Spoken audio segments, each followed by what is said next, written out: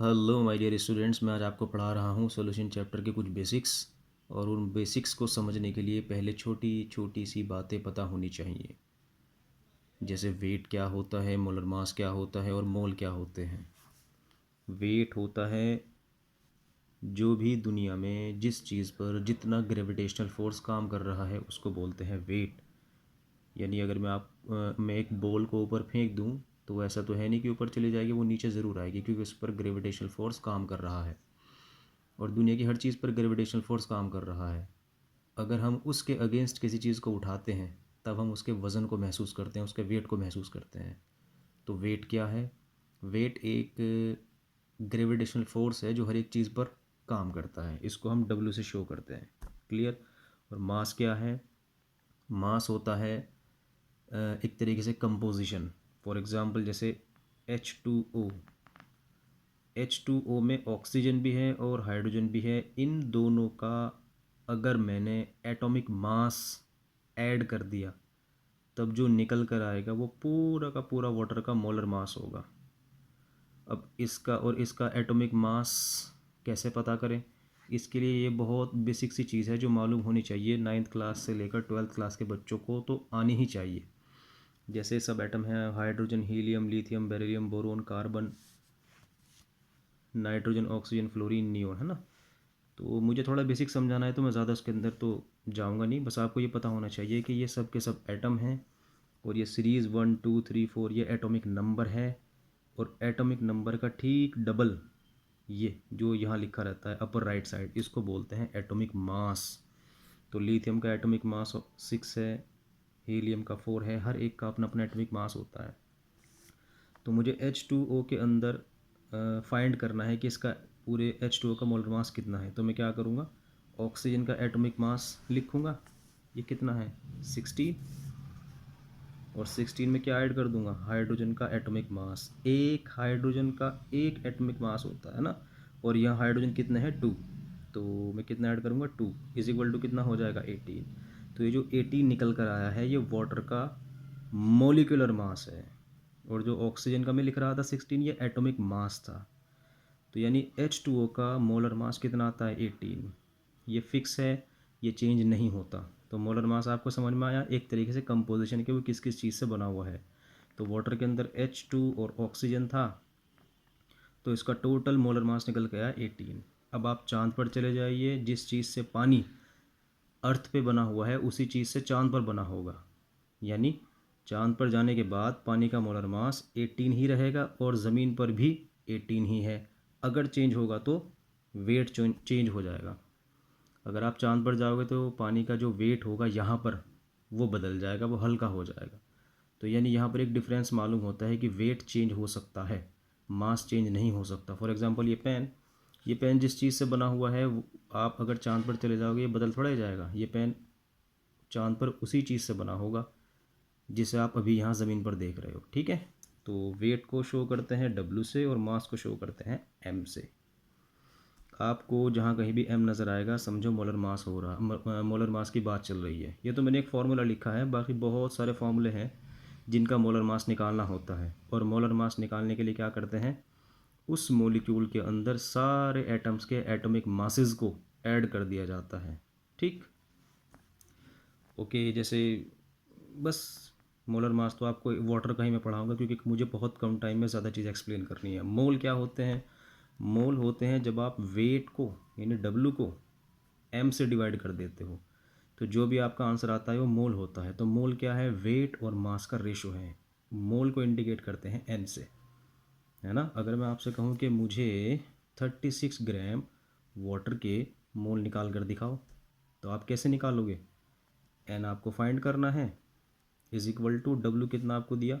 36 ग्राम। आपको मालूम है कि अर्थ पर कोई भी चीज़ हो उसका वज़न देखने के लिए क्या करते हैं? ग्राम, किलोग्राम, इस यूनिट का यूज़ करते हैं ना। तो यहाँ ग्राम यानी ये वेट है 36।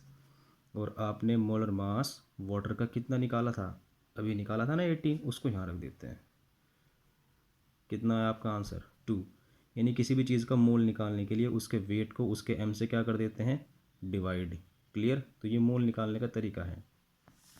यह है शुगर मेरे पास C6H12O6, ये ग्लूकोज का फॉर्मूला है। अब इसका m तो बहुत ज़्यादा बैठेगा। जब आप इसका m निकालोगे इस सीरीज़ का यूज़ करके तो वो आता है 180। ये इसका मोलर मास है। ठीक है, ज़रा चेक करना इस वीडियो के बाद, इसका मोलर मास चेक करना, यही आ रहा है, यही आएगा। क्लियर? तो अगर मैं आपसे कहूँ कि मैं फ़िलहाल अपने कप में 90 ग्राम शुगर ले रहा हूँ, यानी 90 ग्राम ग्लूकोन डी 90 ग्राम ग्लूकोज डाल रहा हूँ अपने कप में, तो बताइए मैंने कितने मोल ग्लूकोज के अपने कप में डाल दिए। तो मोल इज इक्वल टू, फिर से वही, कितना डाला आपने 90, तो 90 डिवाइडेड बाई 180।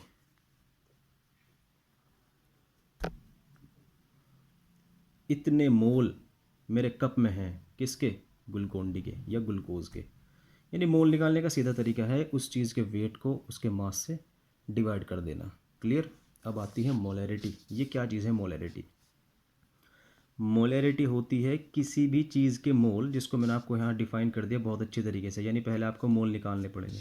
तो मोलैरिटी होती है किसी भी चीज़ के मोल जो प्रेजेंट होते हैं 1 लीटर सोल्यूशन में। सोल्यूशन बोलना ज़रूरी है यहाँ पर, मोल पर लीटर, ये होती है मोलैरिटी। अब आप एन की जगह क्या रख सकते हो? W/m, है ना, और लीटर की जगह V।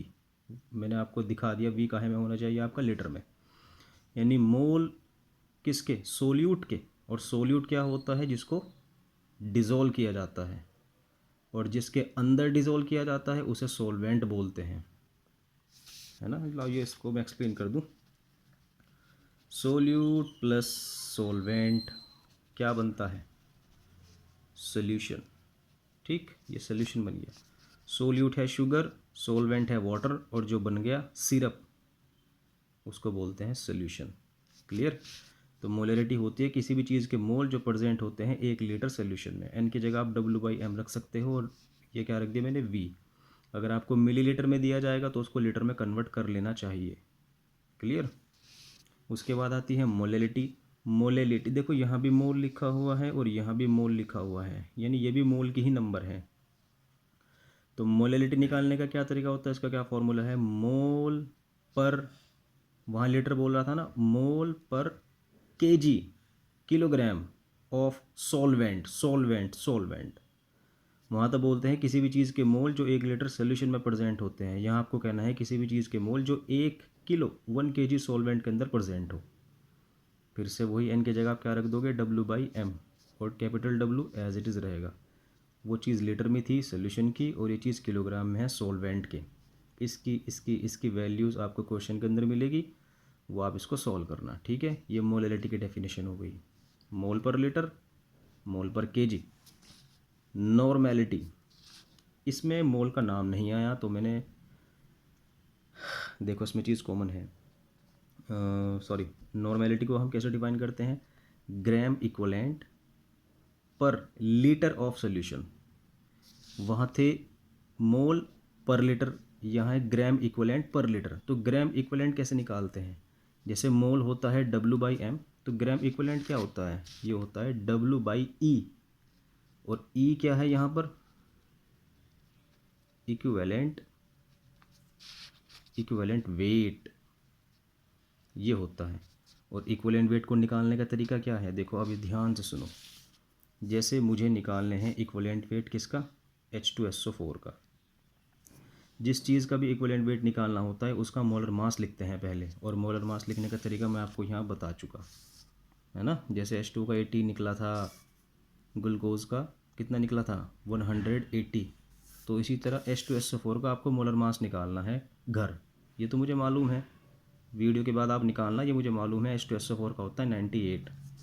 और जब आप H2SO4 के मोलर मास को इसके अंदर प्रेजेंट H या OH की नंबर से डिवाइड कर दोगे तब आपका निकल कर आएगा इक्विवेलेंट वेट, ये वाला। और H2SO4 के अंदर कितने H हैं? ये वाले। तो इससे मैंने 98 को किससे डिवाइड कर दिया? 2 से। 98 क्या है? इसका मोलर मास। और डिवाइड क्यों करा मैंने 2 से? क्योंकि इसके अंदर 2 हाइड्रोजन थे। कितना आता है? 49। तो 49 आपका क्या होगा? E। इसी तरह NaOH, जब आप NaOH का निकालोगे इक्विवेलेंट वेट, तो NaOH का मोलर मास ऊपर रख देना और नीचे OH की नंबर। क्लियर हो रहा आपको? और अगर आपको दे दिए जाए NaCl, इसमें तो H है ना OH है, तब आप इसका क्या करोगे, यहाँ इसका रख देना मोलर मास और इसको डिवाइड कर देना इसमें प्रेजेंट या तो पॉजिटिव के नंबर से या फिर नेगेटिव के नंबर से। पॉजिटिव भी एक है और नेगेटिव भी एक है।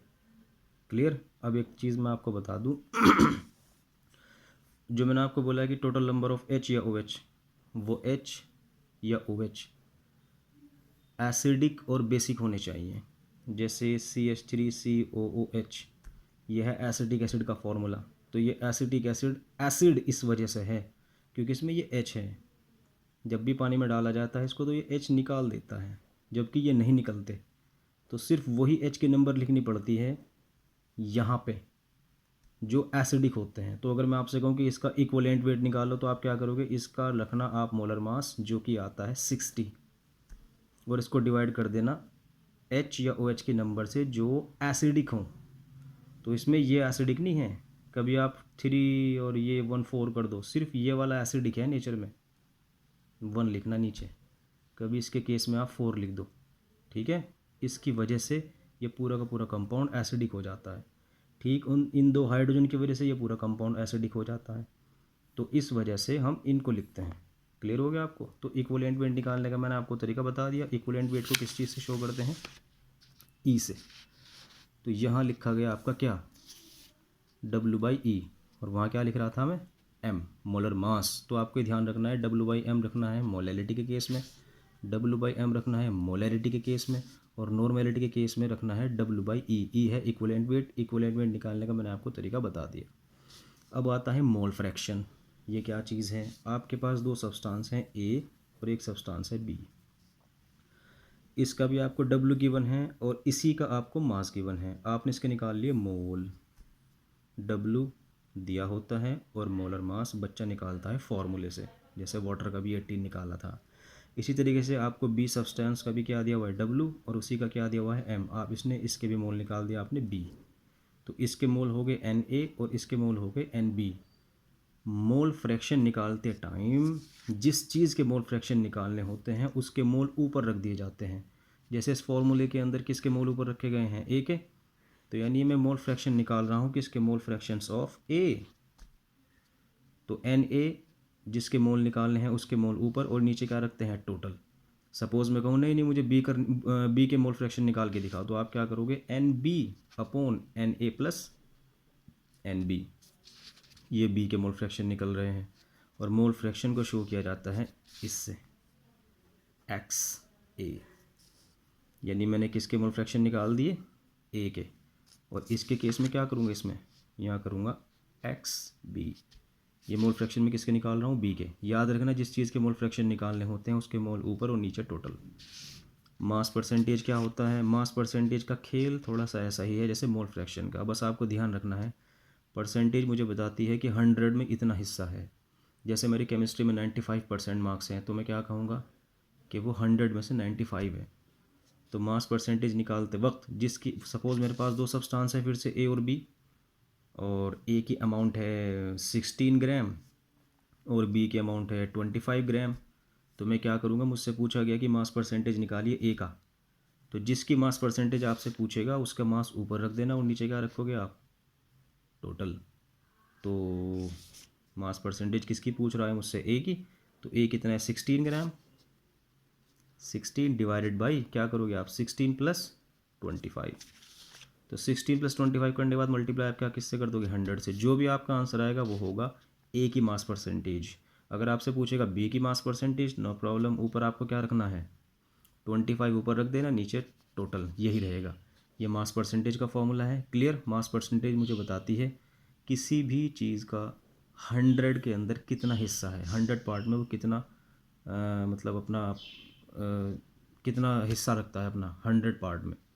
क्लियर। क्योंकि परसेंटेज बता रहा है ना, तो ये बताता है कि 100 में इतना हिस्सा है। पीपीएम, मास परसेंटेज और पीपीएम में फॉर्मूला ये वाला WA ये सब का सब सेम है, लेकिन यहाँ मैंने 100 से मल्टीप्लाई किया था क्योंकि मुझे अमाउंट बतानी थी क्या, 100 में। यहाँ 10⁶ से मल्टीप्लाई कर रहा हूँ। 10⁶ का मतलब होता है 10 लाख और इंग्लिश में उसको बोलते हैं मिलियन। तो यानी मास परसेंटेज मुझे बताता है कि 100 में इतना हिस्सा और ये मुझे बताता है 10 लाख में इतना हिस्सा, तो ये हो गया पार्ट्स पर मिलियन, यानी पार्ट्स पर मिलियन। 10 लाख में जो हिस्सा बैठ रहा है वो पार्ट्स पर मिलियन है, और 100 में जो हिस्सा बैठ रहा है वो है मास परसेंटेज। जिसकी पीपीएम निकालनी होती है, पार्ट्स पर मिलियन निकालने होते हैं, उसकी वेट ऊपर, नीचे टोटल, और मल्टीप्लाई किससे करना है इस केस के अंदर, 10⁻6 से। ये आपको याद रखना है, इन दोनों में यही डिफरेंस है। उसके बाद आता है इक्विवेलेंट वेट, जिसको मैं आपको एक्सप्लेन कर चुका, ठीक है। ये इक्विवेलेंट वेट निकालने का फॉर्मूला है, जिसमें आपको मैं थोड़ी देर पहले बताया था कि जिसका इक्विवेलेंट वेट निकालना होता है उसका मोलर मास ऊपर और नीचे लिखना है टोटल नंबर ऑफ, या तो पॉजिटिव यानी कैटायन, एनायन, या एच के नंबर या ओ एच के नंबर। ये एच एसिडिक होनी चाहिए और ये ओ एच बेसिक होने चाहिए। उम्मीद करता हूँ कि आपको वीडियो ज़रूर पसंद आई होगी, और जो बच्चे वीक हैं उन तक ये वीडियो ज़रूर पहुँचाएँ ताकि उनको इस वीडियो से मदद मिल सके। Thank you.